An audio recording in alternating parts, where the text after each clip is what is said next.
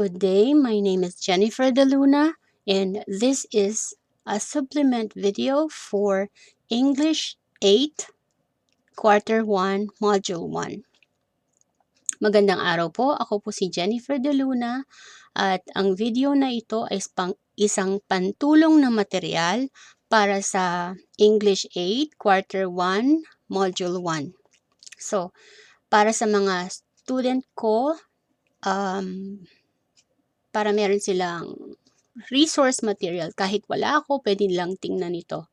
Pwede nyo po ito tingnan, yung list sa ibaba ng video kung gusto nyo mag-skip sa parts niya na ilalagay ko yung mga time stamps para mas madali nyo mapuntahan yung part na gusto lang ninyong mapanood o malaman. Okay, let's start. So, before I discuss this one, since this material is for my students, I would like to discuss something first, which is yung student number. Why will I discuss this? Kasi sa pagpasa ng lahat ng requirements, lahat ng screen capture, lahat ng messages, dapat identified kayo by your student number. This will allow me to record your attendance, participation, recitation, submissions, and recording, and feedback. Mas madali pag may student number. How does it work? Your student number has 6 characters. It starts with number 8, which means grade 8 kayo. And then the second character is the letter of your section's first letter. In this case, G nakalagay dahil ang advisory section ko for this year is Gauss. So, pag Gauss, G, pag C, Celsius, pag K, Kelvin, pag A, Ampere, pag Newton, N, pag Joule, L, pag Hertz, H, pag F, Fahrenheit. Okay? Tapos yung pangalawang letter para sa kasarian or gender. Kung babae, F ang ilalagay. Kung lalaki, male. Tapos, yung susunod ay dalawang numbers. Yun yung class record number mo sa klase ko. Halimbawa,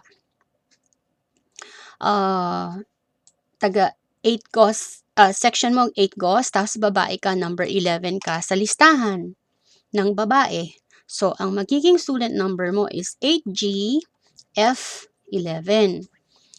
Yung susunod na example, kung Fahrenheit ka, tapos ikaw yung unang yung nakalista sa listahan ng class records under sa male or lalaki. Susulat mo 8, tapos F para sa Fahrenheit. Since male ka, M.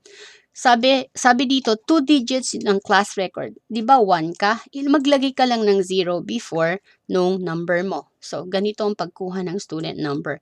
Tapos, pag magsulat kayo ng pangalan para sa records natin, laging mauuna yung last name, tapos yung first name, tapos yung middle initial. Okay? Now, let's move forward. Dito ilalagay sa kanan yung student number. Merong 3 paraan para magpasa ka ng activity sheets sa akin. Pwedeng sa student activity sheets, ito yung printed part para wala ka nang ganong iniisip na isusulat, mas mabilis. O kaya sa Google Form, example, itong activity sheets na to may Google Form na ilalagay ko yung link sa mga section ninyo kung gusto nyo sa Google Form sumagot. Pwede rin na sa pad paper. So, sa pad paper, ganun din. Dapat ilagay nyo yung student number. Ito yung format na ginawa ni Sir Christ. Generic. Most of the grade 8 students sa PMCHS, ganito ang format. So, sa pad paper, dapat nasa taas yung quarter and week number. Sa kaliwa, yung student name. Dapat una yung last name, tapos first name, tapos middle initial, sa ilalim yung section. Tapos sa kanan yung subject, sa ilalim yung teacher sa subject na yon. So, ganun din, dadagdagan nyo lang yung sa English ng student number sa bandang kanang itaas, upper right portion ng inyong answer sheet or pad paper.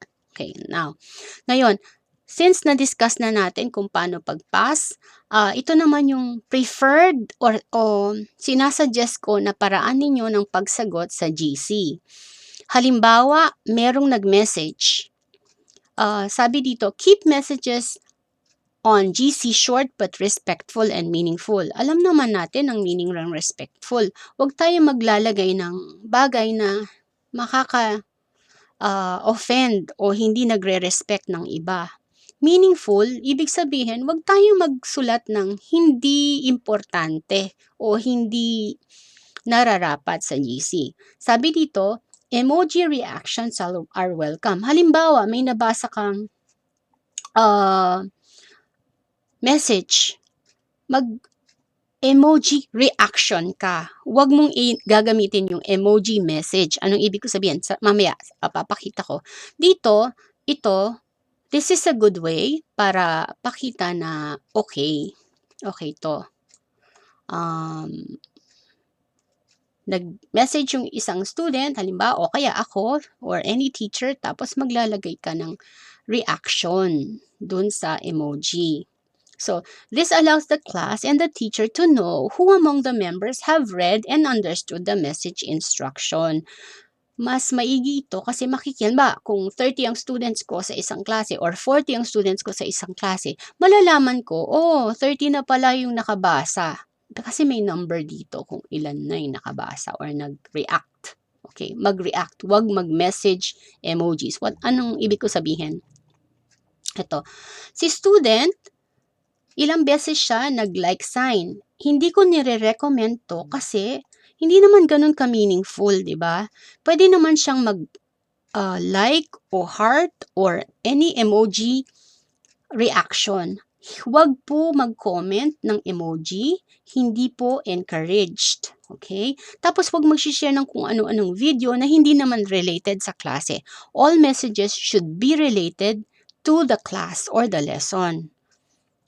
Kung hindi naman, personal concerns kay teacher direkta i-discuss or sabihin. Okay, now, ito naman yung reactions na ginagamit ko personally sa klase ko. So, sa mga estudyante ko, sana tingnan nyo ito maigi para alam ninyo kapag nag-react ako kung anong meaning. Halimbawa, may pinagawa akong tasks.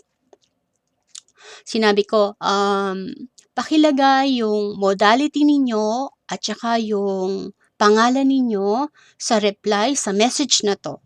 Usually, nagbibigay ako ng example. Example, last name, first name, middle initial, modality. Halimbawa, ito. Kunwari, ang student ko, ako mismo, Deluna Jennifer D. Kunwari, tama yung ginawa niya. Ang usually ginagawa ko, pag hindi ko pa ma-record, lalagyan ko ng heart para malaman ninyo na gusto ko yung ginawa ninyo at tama yung ginawa ninyo. Okay, yung ginawa mo. Okay? Ngayon, yung heart na yon nagiging check kapag na-correct ko na, na-record ko na, or na-gradean ko na. In short, noted sa records yung reply mo. So, maganda din yon. Ngayon, kapag nilagyan kita ng X sa reaction, wag kayo magdaramdam or wag sasama ang loob. Kasi, ang ibig lang sabihin nun, hindi pa correct yung ginawa mo. Kailangan pang ayusin para gawin. So, pwede ka pang mag-submit. Siguro pwede mong i-delete yung una mong ginawa, tapos mag-submit ka pa uli. Okay? Ngayon, kapag naman merong nag-submit pero hindi ganong or nakita ko hindi ganong okay, basta nakita ko, hindi ko balak i-record or i-recognize pero gusto kong malaman ninyo na nakita ko, thumbs up ang nilalagay ko. So, sa klase ko, maganda ma-receive mula sa akin yung heart at saka check. Ibig sabihin, may points or may value yung message ninyo sa akin. So, now that we're done with house rules, let's now start with the lesson proper. Okay, ito yung Module 1 para sa English 8 Quarter 1. Ang lesson natin is about noting context clues. Ano ba yung context clues? Ang context clues, yun yung mga hint or clues sa loob ng mismong konteksto o text na magbibigay sa'yo ng paraan para malaman kung ano ang meaning ng salita kahit hindi ka gumagamit ng dictionary or online resources. Ngayon, yung unang parte ng module is what I need to know. Ito siya sa module ninyo. Ngayon, dito sa what I need to know, dinidiscuss niya kung ano yung mga kailangan ninyong malaman sa pagkumpleto ng module na to. Dapat marunong kayo nung tatlong bagay na to. Remember na isusulat yon dun sa what I need to know portion, yung tatlong to. Okay? Ano yung kailangan yung competency or kakayanan na dapat malaman or makuha? Una, share your personal strategy in improving your vocabulary. Mamaya, isusulat mo mismo kung ano yung mga pansarili mong ginagamit na strategy para malaman kung ano yung mga salita, yung dami or quality ng salita na nalalaman mo. Pangalawa, enumerate what are the strategies in determining meaning of words and expressions. May mga paraan para malaman kung ano yung meaning ng salita sa isang konteksto or text. Isusulat mo yon kung ano yung mga paraan mo. And lastly, find clues in the sentence to write the meaning of a word. Dapat matutunan mo kung paano maghanap ng clue or hint para malaman mo kung ano yung meaning ng word kahit na wala yung definition or hindi ka gumagamit ng dictionary or online resource. Okay? So, tapos na yung what I need to know. Ngayon naman, what I know. Oops.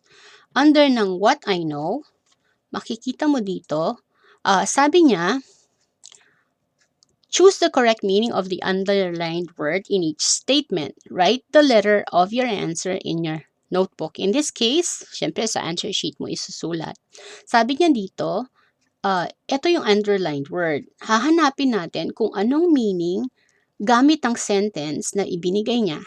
Sabi niya, the coronavirus disease has now spread to over a large number of countries and was characterized as a pandemic by the World Health Organization. Alam natin na ang corona is a virus disease. At sigurado ako, alam ninyo na ang pandemic ay isang, yes, it's a dangerous disease. Pero ang context clue dito, sabi niya, has now spread to over a large number of countries and was characterized as a pandemic. Ibig sabihin, yung pandemic, makukuha natin ang meaning dito, over a large number of countries and was characterized. Over a large number of countries. So, virus disease siya na spread sa maraming countries. So, yes, it's a dangerous disease.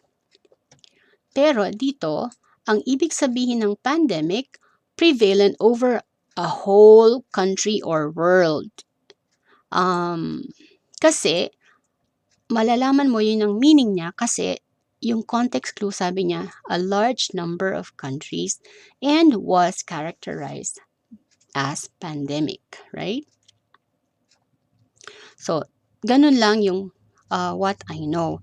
Gagamitin mo yung clues sa loob ng sentence para malaman mo yung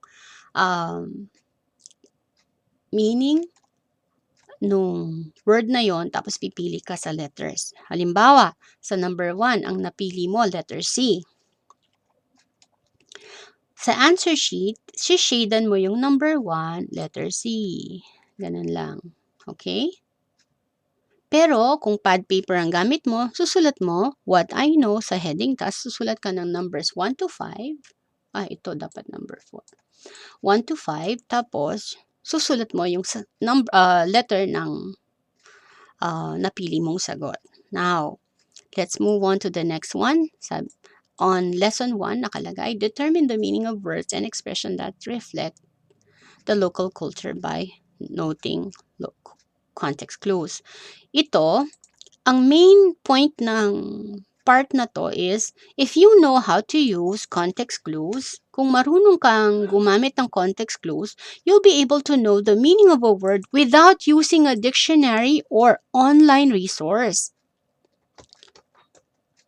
So, hindi mo na kailangan ng dictionary kung marunong kang gumamit ng context clues. Kasi merong text na nandun na yung meaning or malalaman mo, mafi-figure out mo yung meaning dun sa binigay nilang salita na kasama nung idinidiscuss. Okay?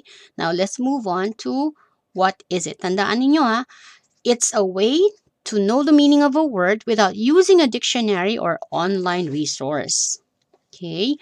Context clues ang tawag doon. Context clues. Tandaan nyo kasi mamaya itatanong yan sa answer sheet or sa questions. Okay, now, ano naman yung what's in? Anong ilalagay sa what's in? Sa what's in, may makikita kayong 4 na listahan or nakalista. Sabi niya, there are a variety of techniques one can apply in unlocking unfamiliar word meanings or expressions. Here are some of them. Copy the table in your notebook and put a check mark in the box. So, sa pad paper, isusulat mo yung 4 na to, tapos i-check mo kung alin doon ang technique na ginagamit mo na kasi sabi niya already used, right? So, you will choose yung technique na you already use sa paghanap ng meaning ng salita. Yung mga salitang hindi mo pa alam, unfamiliar words. Halimbawa, alam mo nang gamitin yung suffixes, root word, prefixes, yung mga word parts. I-check mo yon. Another one is reference material tulad ng dictionary.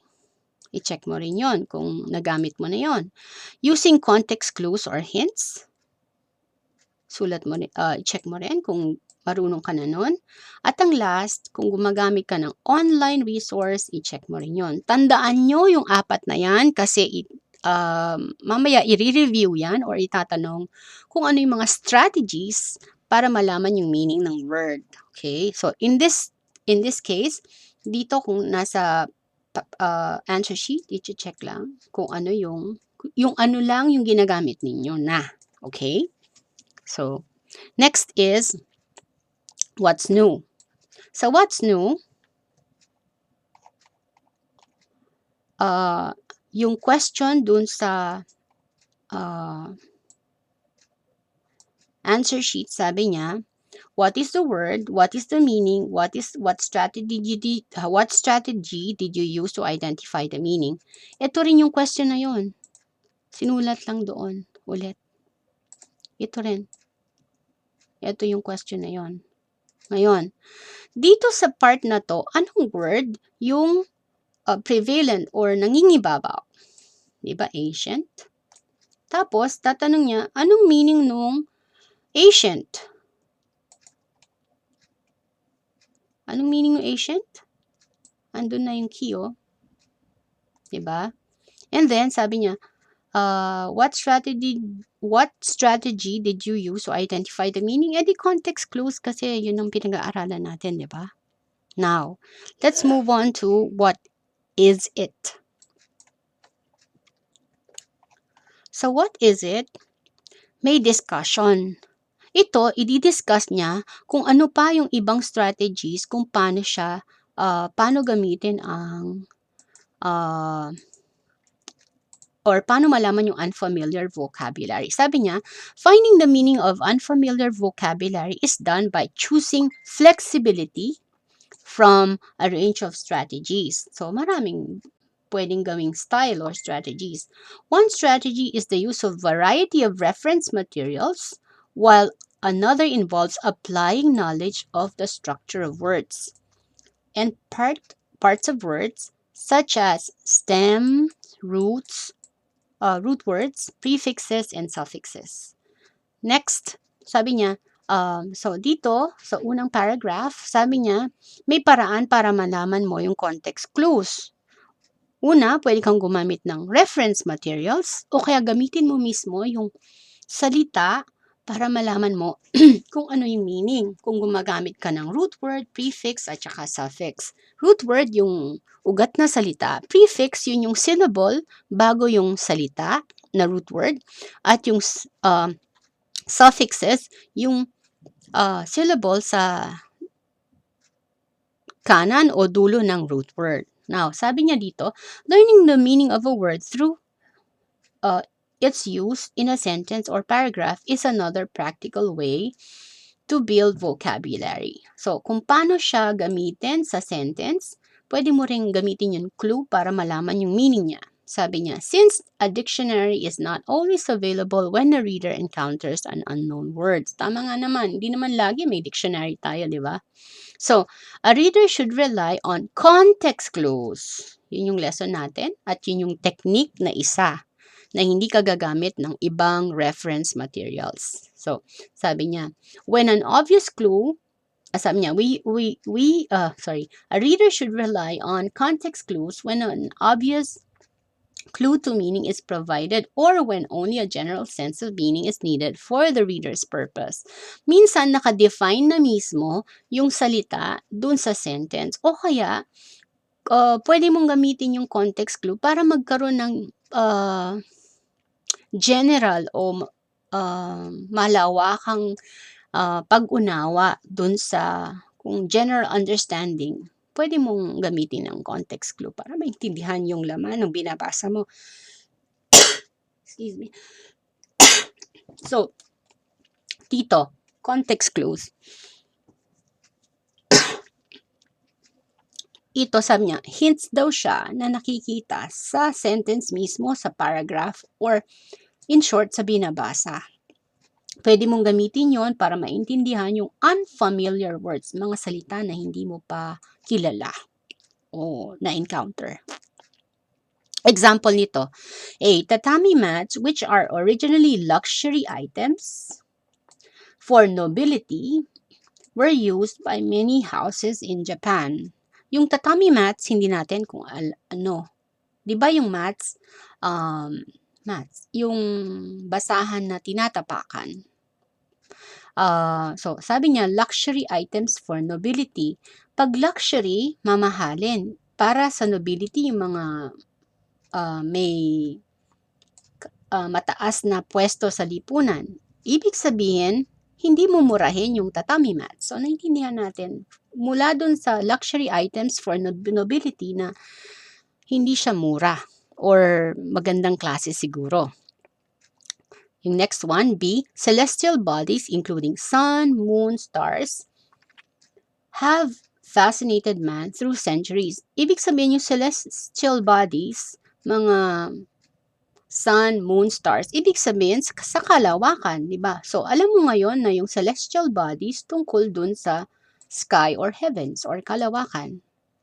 Next, the Indonesians were able to sail by using their invention which is known as proa. Hindi mo alam kung ano yung proa. Pero sabi niya dito, Indonesians were able to sail, nakapaglayag sila, using their invention. So, ibig sabihin, malamang yung proa, ginagamit para maglakbay sa tubig, to sail. Siguro boat or ship, diba? Sabi dito, proa is used to sail, so can be canoe or a boat. Ang canoe isang klase ng boat o bangka. Alright? So, anong isusulat sa what is it? Sabi niya, write your notes for the discussion activity. Example, context clues, tatami mats. Kung ano yung mga important words dito or sentence na magagamit mo para matandaan yung lesson, yun ang isusulat mo dito. Ayun yung example. Alright? Tatami mats equals, ano ba? Tatami mats, luxury items for nobility, ganon. O kaya, gusto mo isulat, context clues, are used when an obvious clue to a meaning. Ito, pwede mo isulat to. Kung anong parte dito sa lecture yung kapaki-pakinabang para sa'yo para maunawaan at matandaan yung lesson, yun ang isusulat mo sa what is it. Alright? Moving on. Let's now move on to what's more. So, what's more? Ito yun. So, is an independent first independent activity. So, independent activity 1. Sabi niya, determine the meaning of the underlined word in each sentence by writing the hints or clues on your notebook. In this case, pipiliin natin dito sa activity na to yung pwedeng maging clue para malaman natin kung anong salita ay meaning ng salita na hindi natin alam. Halimbawa dito, example, the mountain pass was tortuous. What was a tortuous road? Winding and twisting like a snake around the trees of the mountainside. So, ito, sabi niya, anong klase ng road? Tortuous.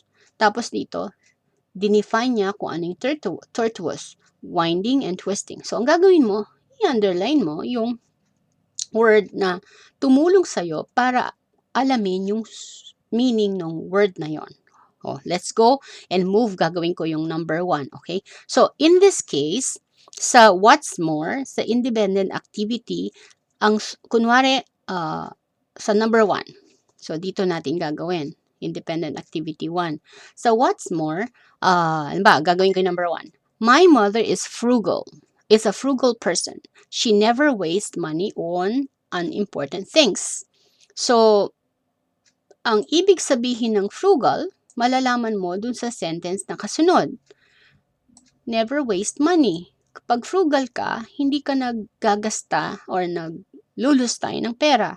So, in this case, isusulat ko dito sa number 1, dahil frugal ang underlined word, susulat ko, never waste money dito. Never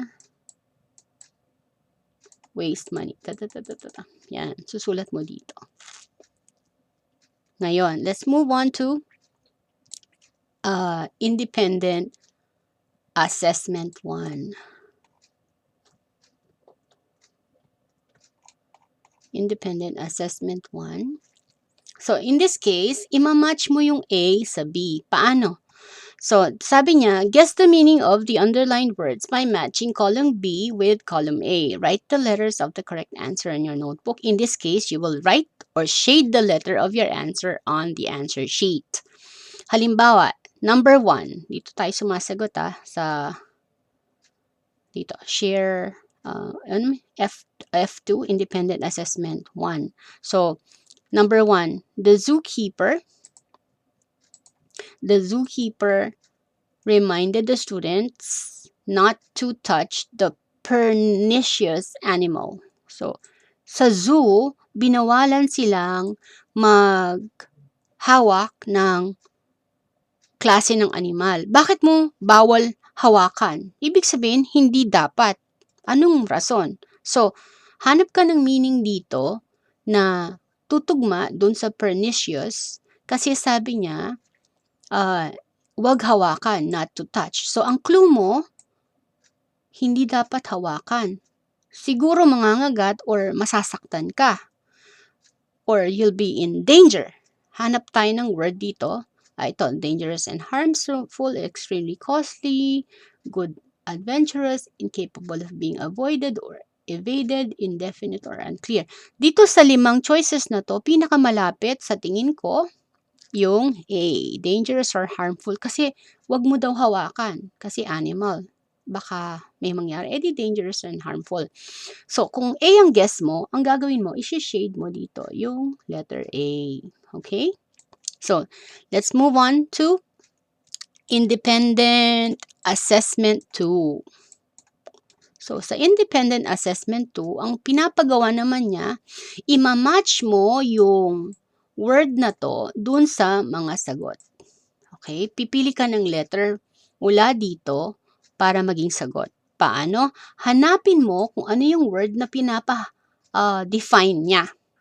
Tapos, use the context or the sentences around it para malaman mo kung anong meaning. O, let's try number 1. Subukan natin yung number 1. Sabi niya, Shinano was governed by a despotic leader. Oops. By a despotic leader. So, despotic yung hinahanap natin. Who, though a warrior, had a great and cowardly shrinking from anything suggestive of failing health and strength. Sa tingin niya, kapag hindi ka malakas at hindi ka healthy, hindi ka mabuting warrior. Sabi niya, this caused him to send out cruel proclamation. The entire province was given strict orders to immediately put to death all aged people. Naku, para sa kanya, pag hindi ka malakas, hindi ka healthy, hindi ka malusog, dapat, at tapos matanda ka, dapat patayin ka. So, yun ang klase ng leader niya. So, through those context words, malalaman mo kung anong meaning niya. Ang meaning ba niya? Top, huge, honor, container, command, authoritative. So, example, kung ang sagot mo A, pupunta ka dito sa Independent Activity 2 dito, tapos i-shade mo yung letter A na sagot mo, kung yun ang sagot mo. Okay? Ngayon, next one is yung Independent Assessment 2. So, Independent Assessment 2, ito yun.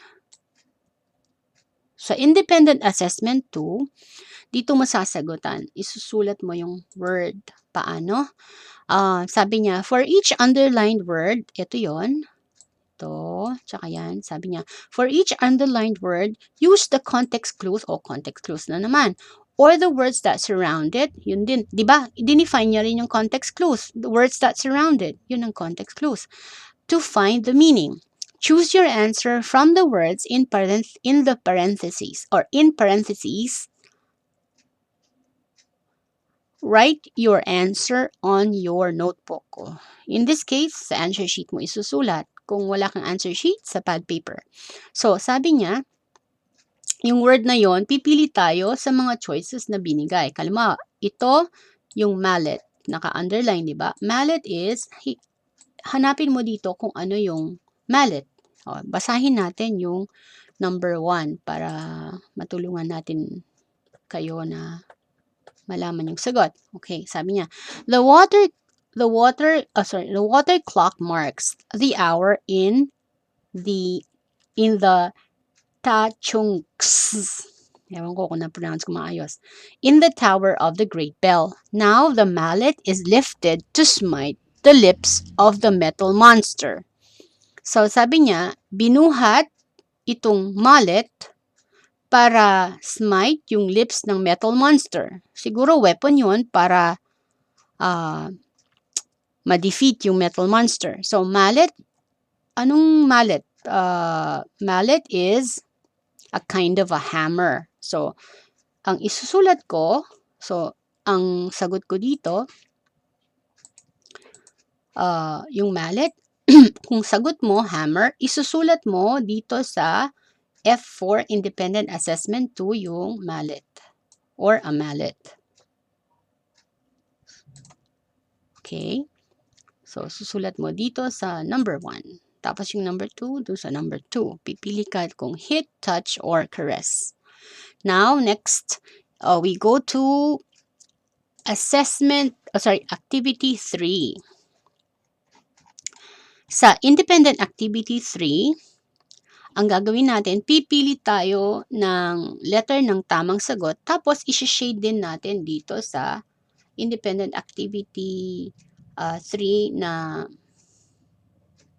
na circles with letters dito sa answer sheet. Kung wala naman kayong answer sheet, sa pad paper. Kung sa Google Form, sa Google Form. Ngayon, determine the meaning of each word by using context clues. Write the letter of your answer in your notebook. Ganun din, hahanapin mo yung salita na pinapa-define niya or hinahanapan ng meaning. In this case, example, infallible. Basahin mo yung sentence para malaman mo kung anong meaning ng infallible. Example, Katie appeared infallible in math class because she had never gotten a problem wrong. So, lahat ng problems sa math, na-solve yan ng maayos. The word infallible, in this case, means kung na-solve mo lahat ang sagot ng walang mali, edi you were never wrong in any of them. So, kunwari, C ang sagot mo, i-shade mo lang ang letter C dito. Pag pad paper ang gamit, isulat ang letter C. Pag Google Form, i-click ang letter C. Now, next is Independent Assessment 3. Dito naman, magbabasa kayo, same instruction, tapos hahanapin niyo yung word na gusto niyong i-define, balikan ninyo, tapos alamin ninyo through the surrounding words or sentences kung ano yung meaning ng word na yon. Okay, let's try to find this one. So, number 1, extant.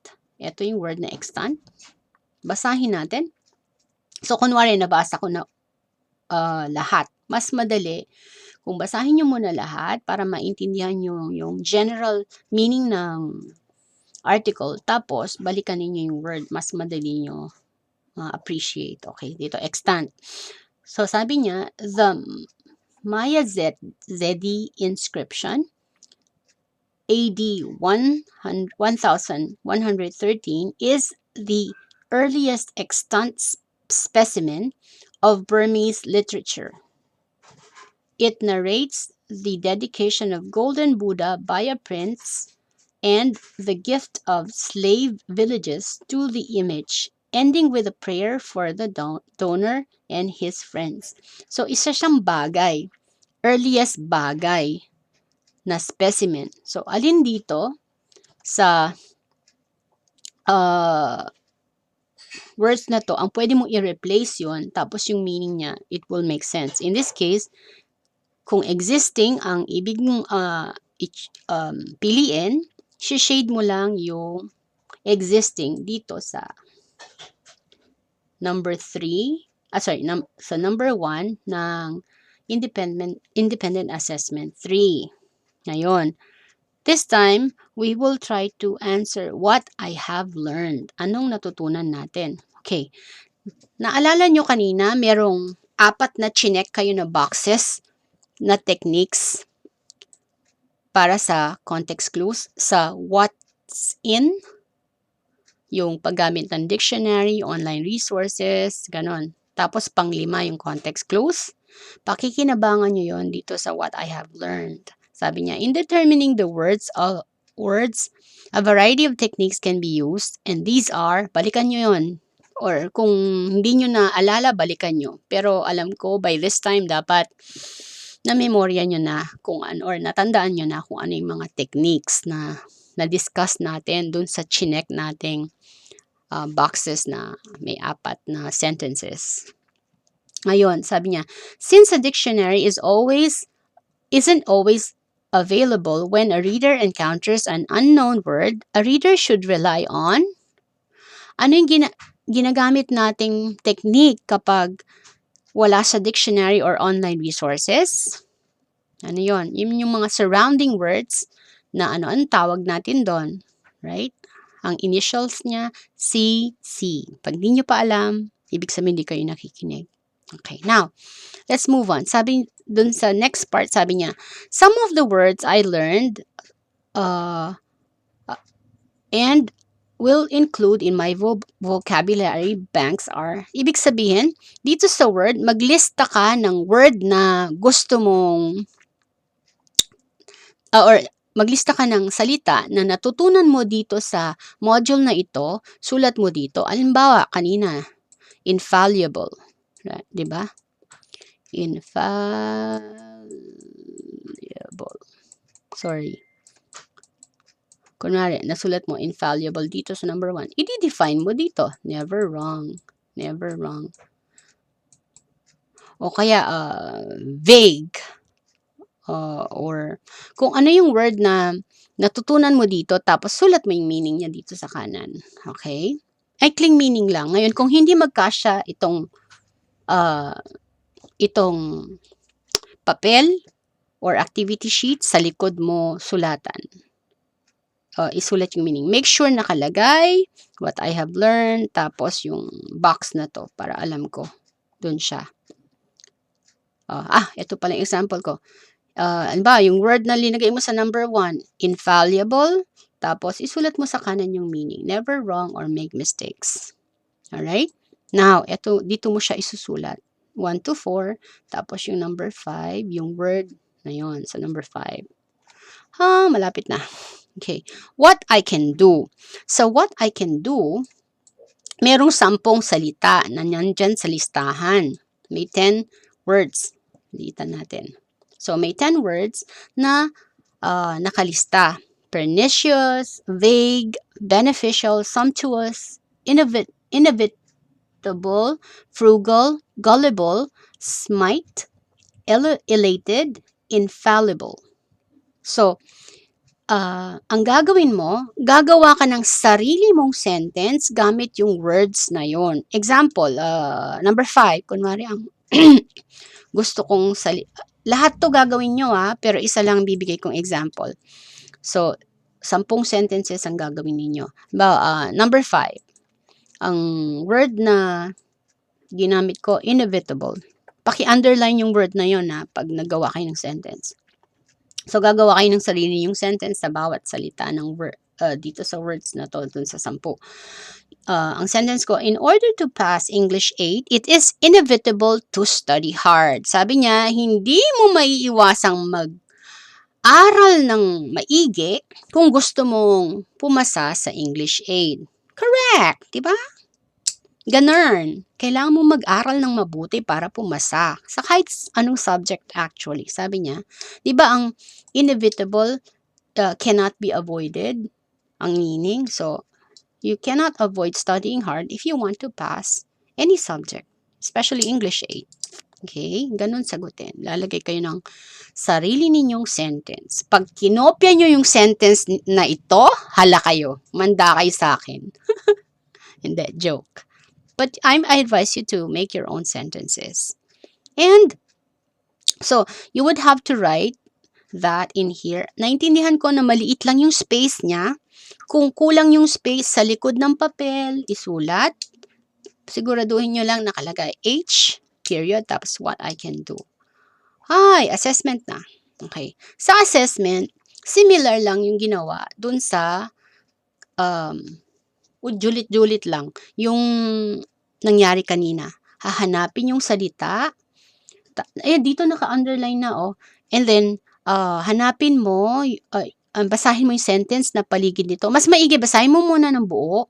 Tapos, pag hindi mo pa na-gets instantly yung meaning ng word, basahin mo yung yung sentence sa paligid niya. Gawin nga natin yung number 1. Okay. So, number 1, ang word niya, tragic. Ang tragic, nasa na? Ayun, tragic. Kunwari, nabasa ko na, tapos yung buo, tapos hindi ko pa naintindihan. Basahin natin ulit. Historic changes in Asia brought dramatic and sometimes tragic events in the quest for a peaceful and independent life. Even today, in the international relations of the states in the multifaceted Asian continent, we see the interaction, interlacing, and clashing of diverse factors: historical, political, socio-economic, cultural, and psychological. Ang haba ng binasa ko. Ibig sabihin ng tragic, sabi niya dramatic, and sometimes tragic events. Kung dramatic, madrama. Tragic, mas maggrabe sa drama. Siguro magpapatayan sila. So hanapin natin to. Number 1.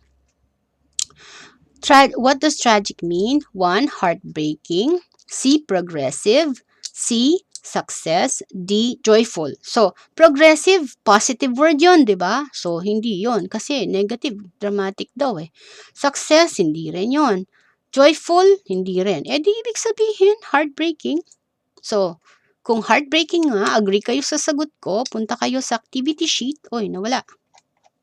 Ayun. Sa activity sheet, tapos i-shade nyo yung A kasi A yung heartbreaking. Sa papel, sulat nyo A. Okay? Sa Google Form, click nyo A. So, ganun sa lahat. Yung first article sa numbers 1 to 5, tapos merong second article, yung the sea mouse. Same instruction. Hanapin yung meaning ng salita. Huwag kayong gagamit ng dictionary or online resource. Bakit? Para matest nyo kung talagang naiintindihan ninyo. Ngayon, may tip ako. So, additional activities pa. Sorry. Mamaya na yung tip. So, additional activity. Dito, katulad nung ginawa natin dun sa earlier exercise, may mga salita dito sa sentences na naka-underline. Halimbawa, ranker. Sabi niya, sa number 1, his rancor or hatred for socializing resulted in a life of loneliness and boredom. So, ang hinahanap nating meaning ng word is rancor. Dito, o kaya, ang ibig sabihin ng or, di ba? So, hatred ang pwede natin gamitin para malaman natin kung ano ang meaning ng rancor. Kung sa activity sheet ka, sumasagot, sulat mo lang hatred. Kung kung sa papel ka sumasagot, sulat mo yung buong sentence, tas encircle mo yung hatred kasi yun ang instruction. Diba? Kapag sa Google Sheet, itatype mo kung ano yung word na sa tingin mo, in this case, hatred, yung puno dun sa meaning or makakatulong sa'yo para malaman yung meaning. Okay? So, tapos na yung additional activities. Tama? Yun. So, that ends the module lesson. Ngayon, bago ko matapos, gusto kong magbigay ng tips sa inyo. Ang English may computation tulad ng ibang subjects. Lahat ng language subjects sa DepEd, English, Filipino, ang computation namin, 40%, 40%,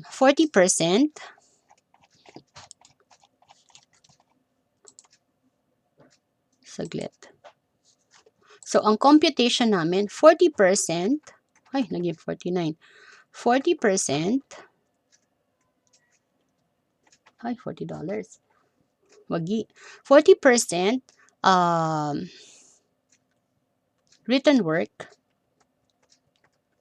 tapos 60% performance task. Ano yung performance task? Yun yung mga task kung saan may pinapasulat sa inyo na essay, yung gagamit yung logical reasoning para ma-solve yung tanong, o kaya may pinagupit, may pinadikit, anything na gumagamit ng skill at ng kamay, performance task. Ba, pinasayaw, pinatula, performance task yon. Ngayon, since pandemic, wala tayong ganong paraan para makagawa ng ganon, yung sumayaw, yung mga activities sa tulad ng face-to-face. Pag sasagot kayo ng modules, yung module merong sagot sa likod, answer key. Do not rely on just copying the answer keys. Huwag nyo lang basta sagutin yung answer key or isulat yung answer key sa papel tas ipasa kay teacher. Wala kayong natutunan pag ganon. Bakit may answer key yung module? Ganito yan. Di ba meron tayong mga activities dito? Kunwari, ginawa mo yung Independent Activity 1. Sinagutan mo. Tapos, ang gagawin mo, check mo dun sa module kung sa answer key ng module, dito kung ano yung sagot. Tapos, i-check mo mismo dun sa papel mo kung tama yung sagot mo. Para yung susunod na activity, mas magaling ka na gawin. So, ang mga activity na yan, practice para sa'yo. Kaya may answer key para ma-practice mo kung alam mo na o hindi pa. Hindi para kopyahin lang. Okay? Ngayon, may special instruction ako. Kapag ang sagot, sumasagot ka sa answer sheet o sa pad paper, kapag ang sagot nasa answer key, lagyan mo ng check yung ginawa mo. Hindi importante sa akin na perfect yung activity. Ang importante sa akin na tuto ka sa activity. So, ang una mo kailangan gawin mo na yung activity, tapos i-check yung sagot sa likod ng module. Okay? Hindi una ang pagtingin ng sagot bago gawin. Okay? So, example, ginawa mo yung ginawa mo yung Independent Assessment 1. May answer key yan, di ba? So, sasagutan mo na siya sa papel, tapos, ikaw mismo mag-check. Check mo kung tama o mali yung ginawa mo. I want to see check marks. It doesn't have to be perfect. Hindi kailangan ma-perfect mo yon. Ang importante, ito yung mas may score or mas malaki ang points. Konti lang ang points nung may answer key. Ang maraming points, yung halimbawa ito, yung additional activities, walang answer key yan. Ano pa? Yung pinasulat kayo ng sentence, what I can do, walang answer key yan. Yung word meanings, walang answer key yan. Ibig sabihin, mas mataas yung puntos nun kasi yun yung paraan na ma-check kung naintindihan nyo o hindi yung module. Okay? So, thank you very much sa pakikinig ng video na ito. Kung meron kayong specific na gustong malaman sa video, yung part lang na yon, maglalagay ako ng timestamps bawat topic para malaman ninyo kung saan kayo pupunta, anong minute, anong seconds, para malaman nyo yung parte lang na yun. Nahirapan ka lang sa what I have learned, yung what I have learned lang, yung tingnan mo sa video. Okay? Thank you very much and thank you for watching. Please subscribe to this channel para pag merong video akong in-upload, updated ka. Salamat uli. Again, my name is Jennifer De Luna, English 8 teacher of PMCHS. Bye-bye!